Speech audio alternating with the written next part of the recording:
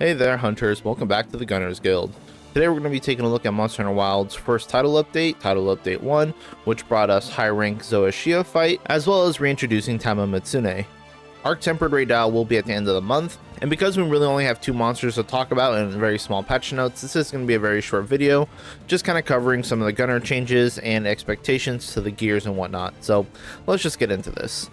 The first thing is that given that we got the patch notes ahead of time, we know that nothing was going to change for bowguns besides mounted combat on heavy bowgun going to get nerfed.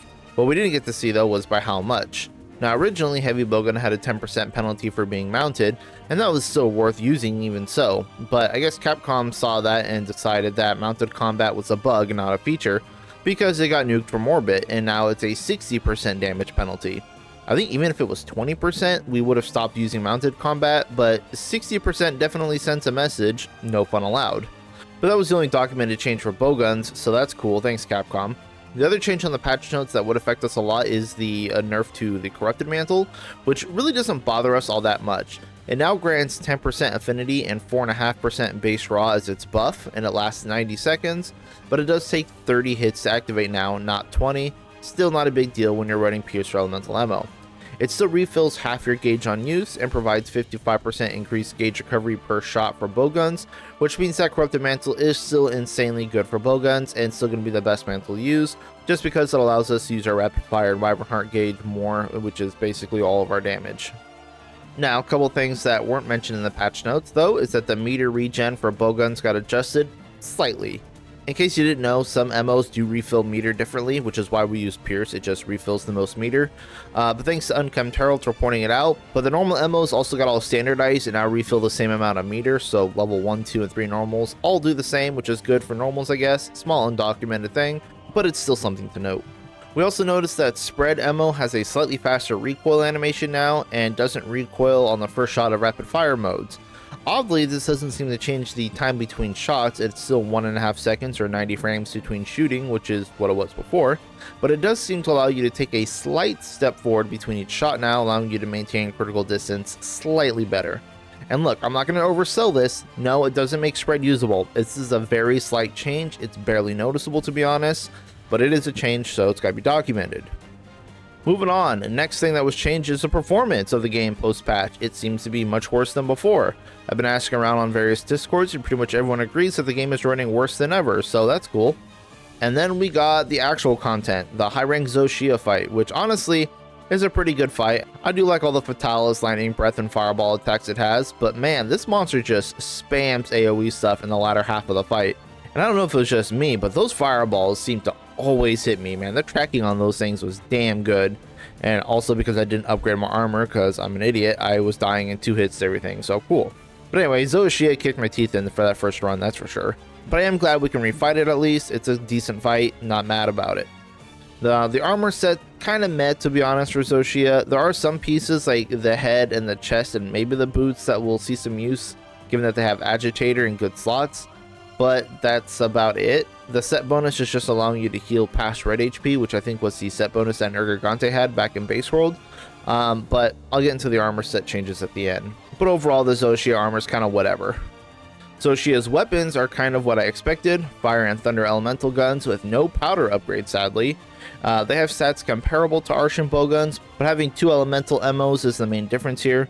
Not that you'll ever need 2 elemental ammo, given that we can freely swap weapons to another gun or whatever in a multi-monster hunt anyway, so you really shouldn't have that problem.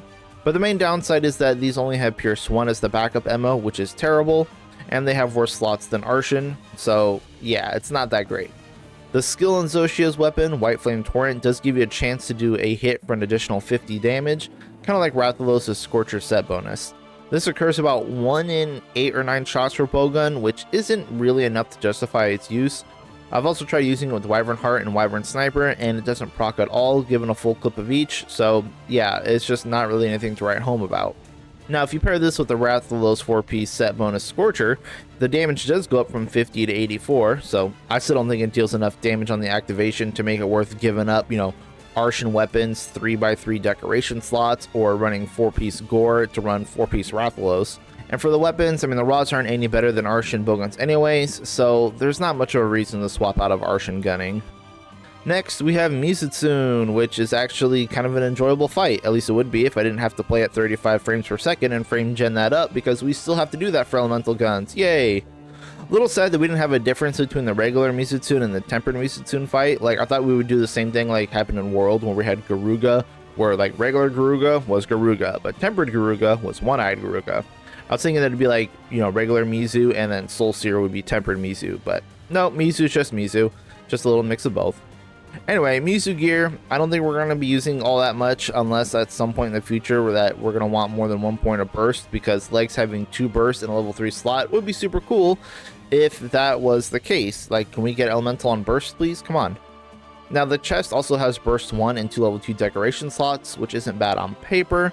But I mean, it's not that much better than Blaganga. I think we get like 1 point of the constitution out of it, and that's it. The set bonuses for Mizu, Bubbly Dance does let you generate your own Bubble Blight with the 4-piece bonus, which is just like the Gore set piece bonus. Like, you're going to want to use it to activate other skills like Coalescence, because it is a Blight and it does get cured.